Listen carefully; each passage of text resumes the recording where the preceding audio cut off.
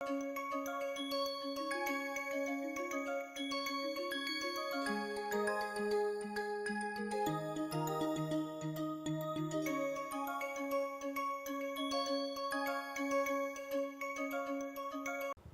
to GPU computing module. In this module, I will discuss about the GPU computing and various GPU architecture. But before getting into the GPU computing,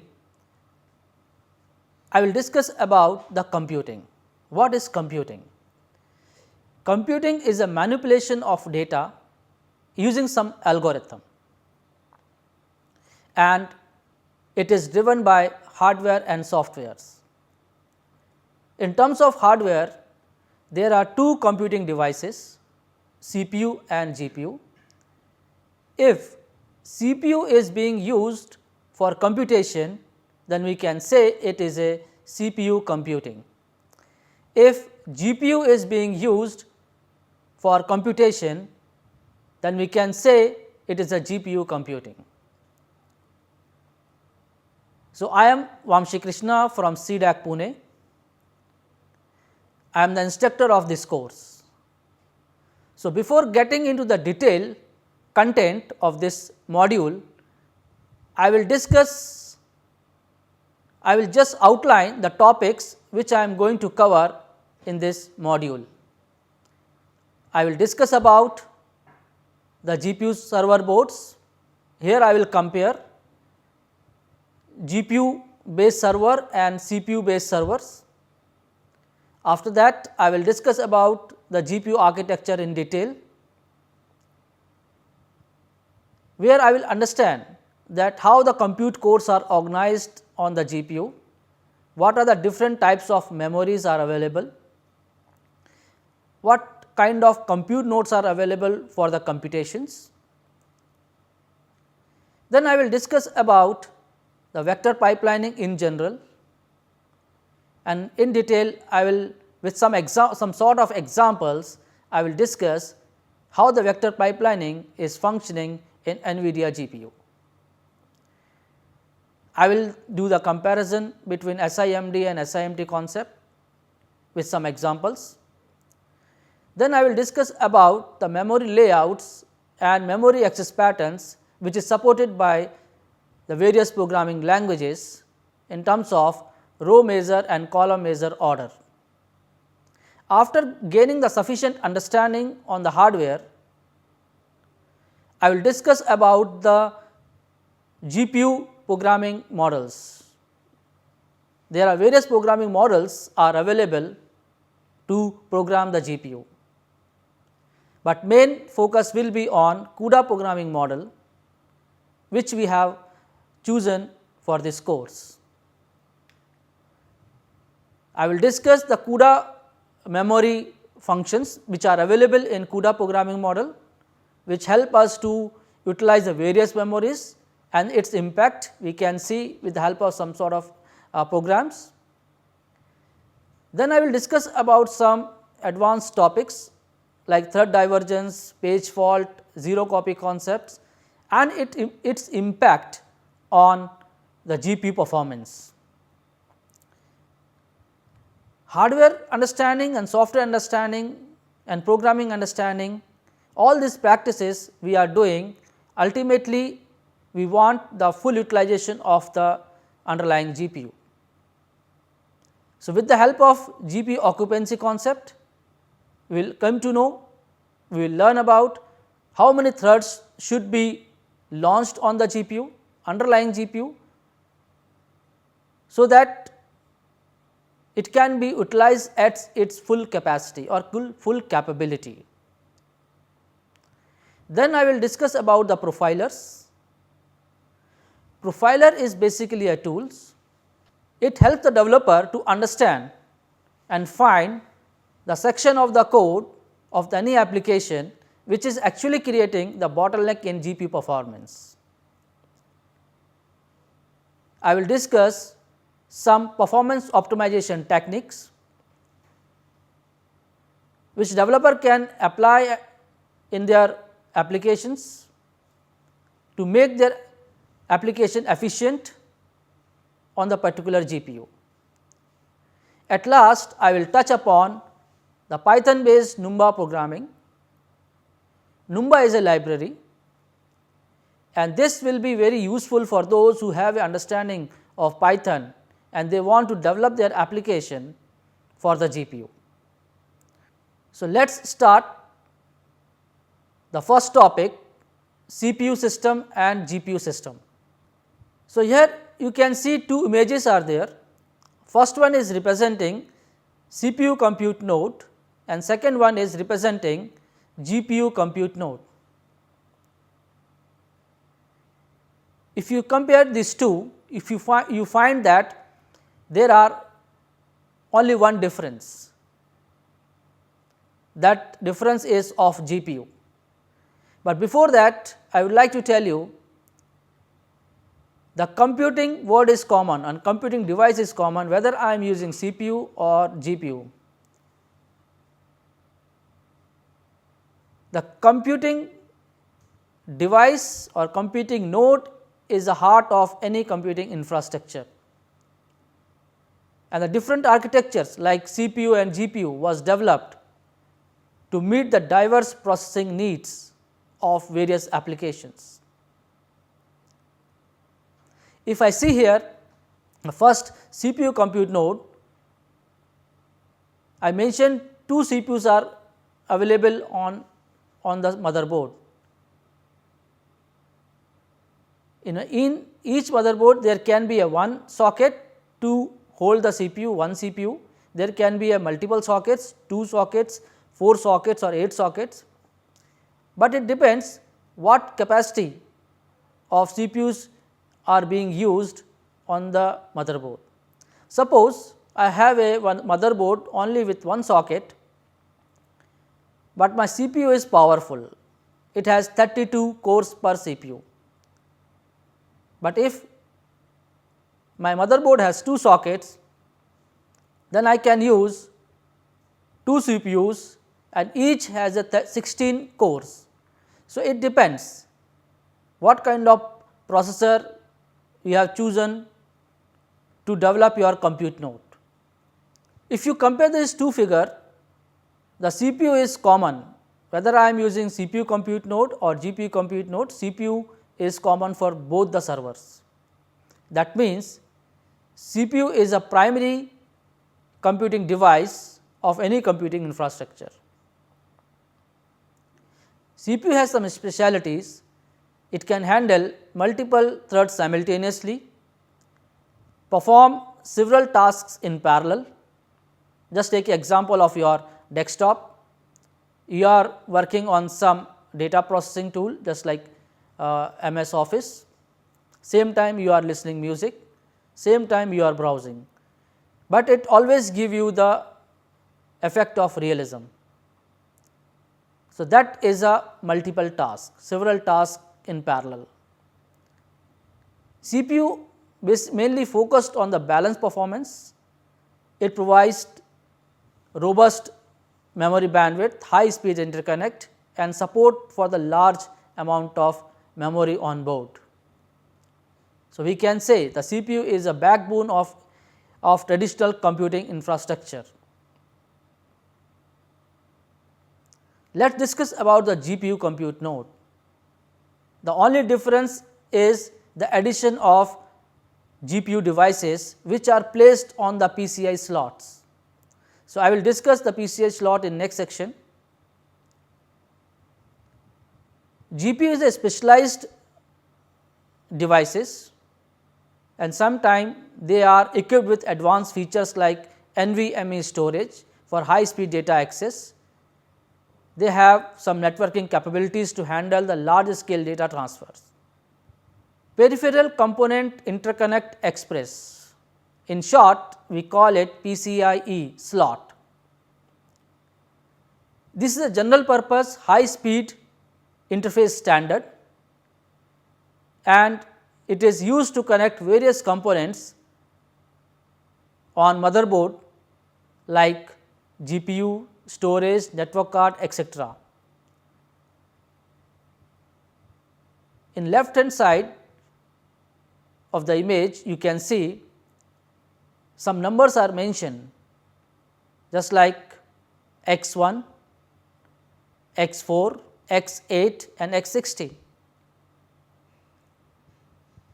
These numbers are basically representing the number of lanes that are available in that slot. So, you can also see the form factor of the PCI slots. If it is only 1x, the slot form factor is smaller. If it is 4x, the form factor is just bigger than the than 1x x1 and so on. So, you can say it is a universal standard and compatible with wide range of devices beyond just GPU. Here I have taken the PCIe 4.0 for some calculation, for calculation of data transfer rate. The PCI has also various versions are available. Learners can refer the websites and they can try to understand what the changes has been done in PCI 1.0, 2.0, 3.0, 4.0 and upcoming 5.0 and 6.0. So, as per the data sheet I have taken for the PCIe 4.0 and noted down that it supports 16 giga transfers per second per lane. That means it supports 16 billion bits per second with encoding scheme 128 bit by 130 bit. In this encoding scheme, 128 bits are actual data transfer and 2 bits are used for encoding, it is a overhead. Let us calculate the effective bit rate. For the calculation of bit rate, you can see that I have taken here 128 divided by 130 bits and it is multiplied by the 16 giga transfer per second. All this information you can get from the respective data sheets. When I do this calculation, I will get around 15.75 gigabits per second per lane. So, because it is calculated in bits, but we want in bytes, because data rates are always calculated in bytes, gigabytes per second. So, it should be divided by 8 bits. So, then we get approximately 1.9, that is approximation to the 2 gigabyte per second. Now, just look at the number of lanes that are available in the PCI slot. So, here I have taken 16 lanes, bigger one. If I multiply the capacity of single lane with 16 lanes, I will get 32 gigabyte per second in each direction. PCI basically works on point to point connection model. Because of that, it gives high latency due to its general purpose design. Now, let us discuss about the NVLink. NVLink is a high speed interconnect technology. It is developed by NVIDIA. Here you can see some images I have mentioned here.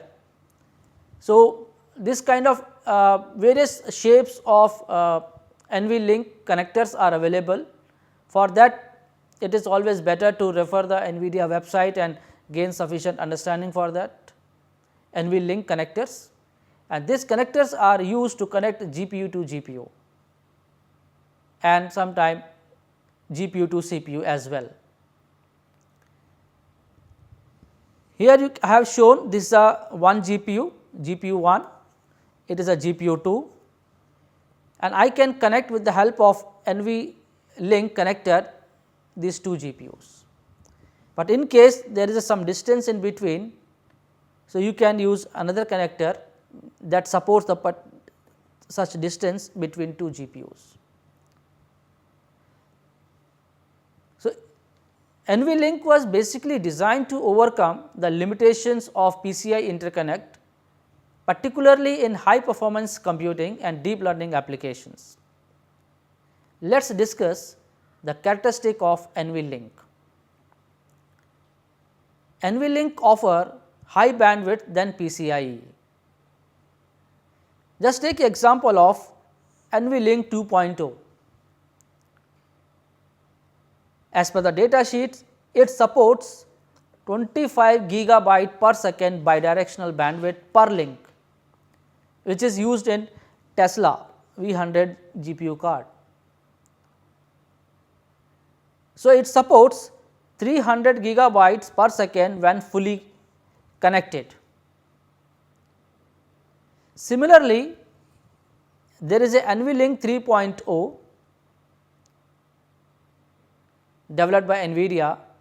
As per the data sheet, it supports 50 gigabyte per second per link, with the total GPU to GPU bandwidth is around 600 gigabyte per second, which is just double of the NVLink 2.0.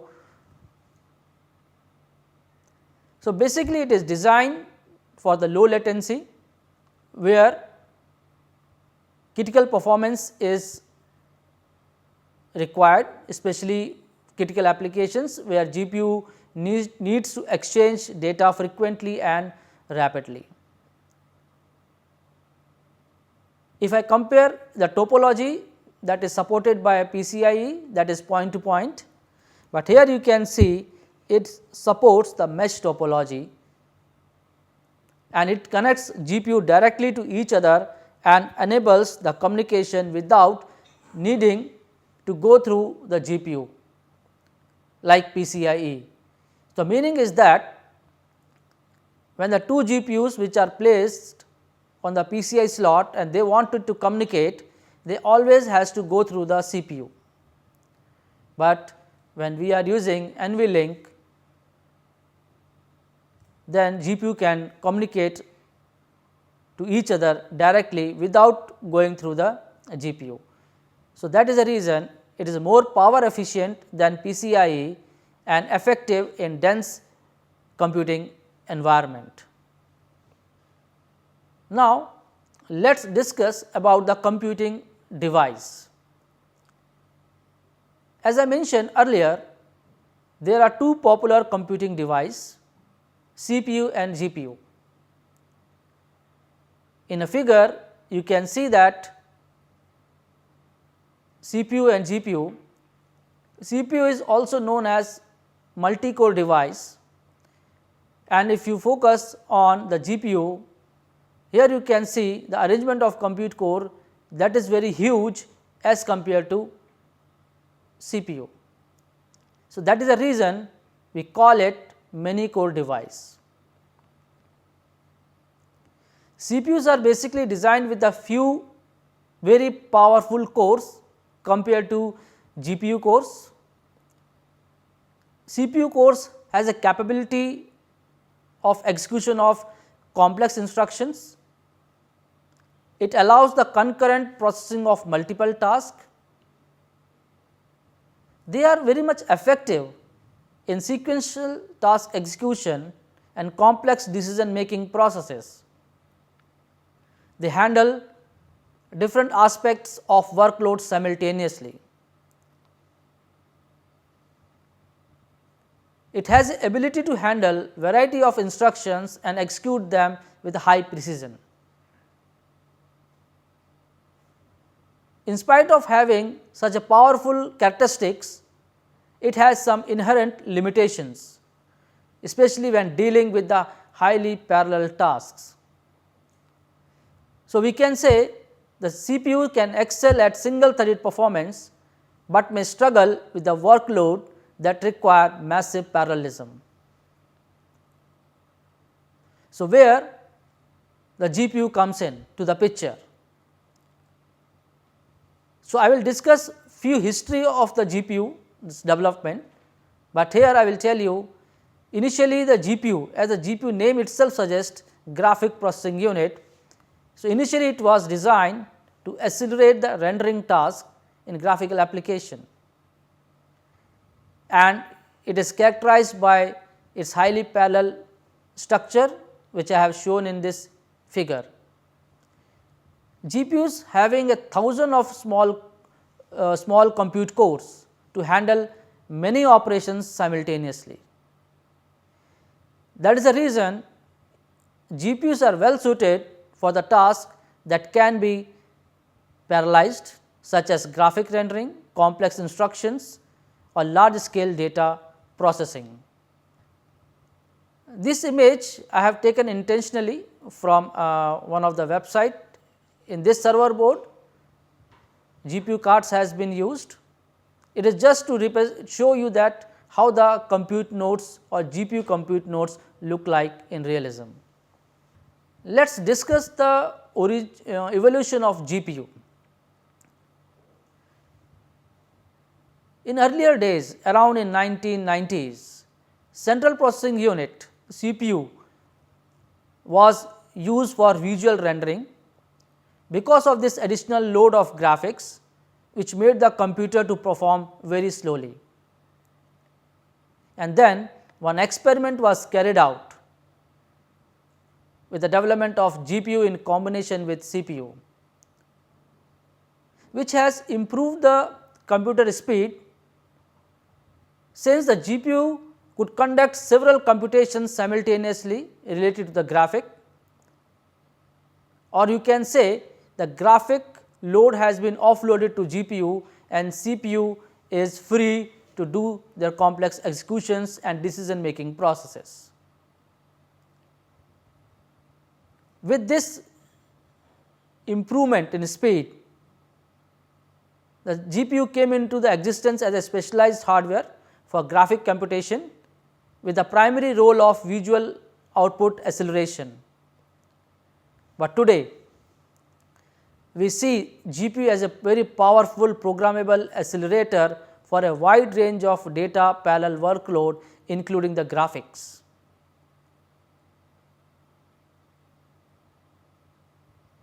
And simultaneously, it supports diverse fields such as machine learning, scientific computation, large scale simulation, wherever the massive parallelism and high throughputs are needed.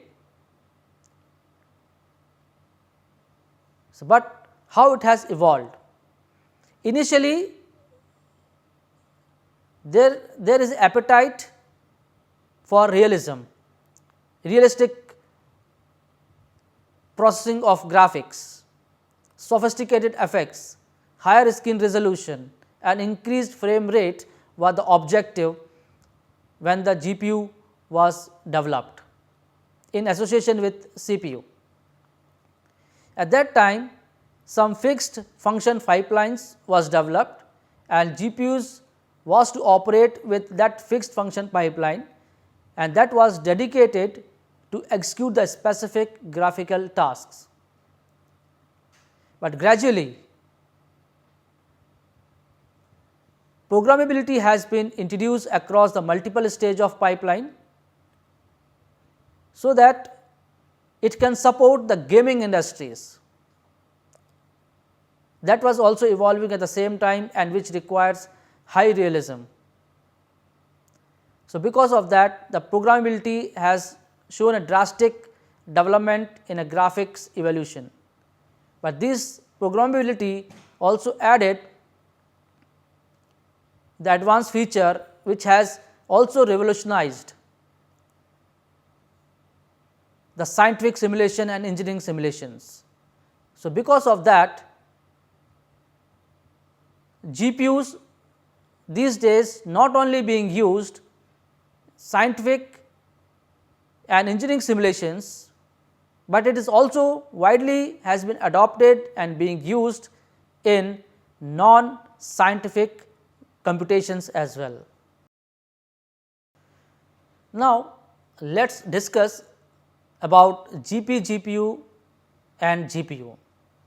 These two words, whenever we Google, we always come across these two words. So, it is important to understand what is GPU and GPU. GPU is common in both words. So, GPU is a graphic processing unit that is used for the processing of graphical workload.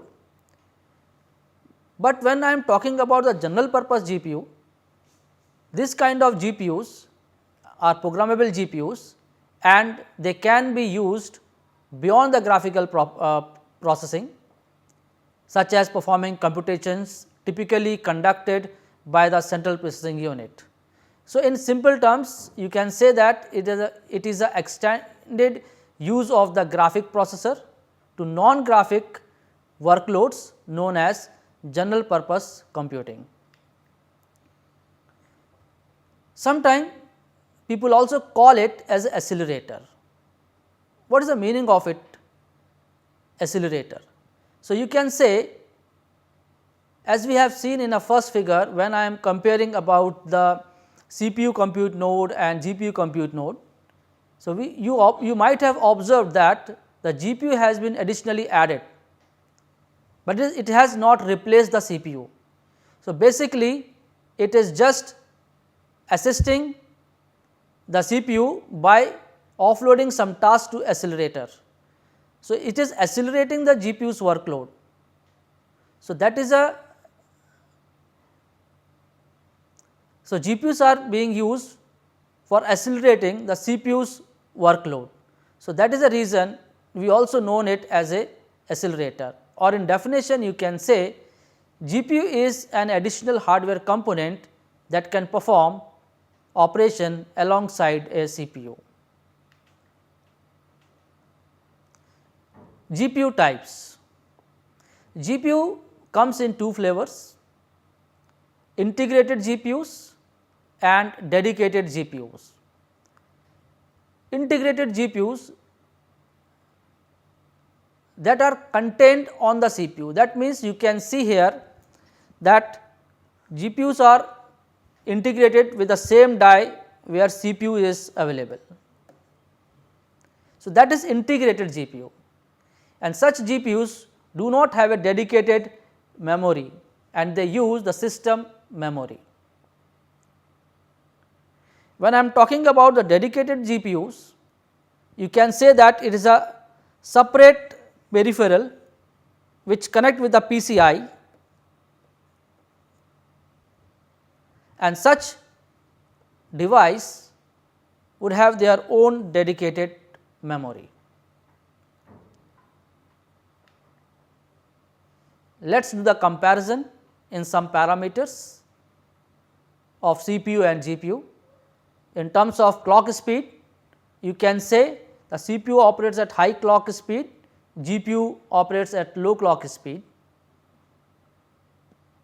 Now, in terms of cores and threads, CPU always have a few cores, but they are faster. GPUs have many cores, but they are slower in nature. In terms of function, CPUs are generalized component that can handle many processing functions. GPU is a specialized component for handling the large scale data computations. If I discuss in terms of processing, they are designed for serial instruction processing, and GPU is designed for parallel instruction processing. GPUs are suited for high performance computing applications, while CPU is suitable for general purpose computing applications. In terms of operational focus, you can say the CPU is for low latency, but GPU supports high throughput. In terms of interaction with other component, CPU can interact with more component such as RAM, ROM, BIOS or input output ports, but GPU can interact with RAM or display. In terms of versatility, CPUs are more versatile, means execute number of tasks or multiple tasks simultaneously,